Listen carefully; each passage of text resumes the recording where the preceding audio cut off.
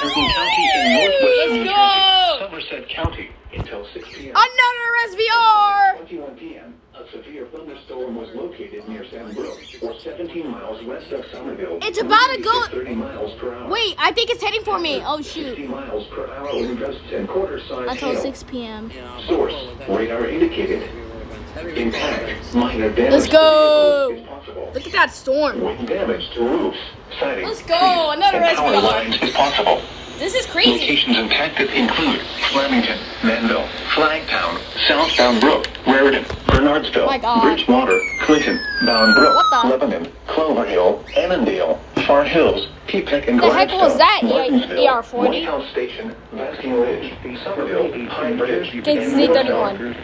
This includes the following highways: Interstate 78 in New Jersey between mile markers 13 and 37. It's on KZZ31. New Jersey between mile markers 11 and 29. For your protection, move to an interior room on the lowest floor of a building. Cloud to ground lightning is occurring with this storm. Frequent cloud to ground lightning is occurring with this storm. Remember, Moving in. Yeah.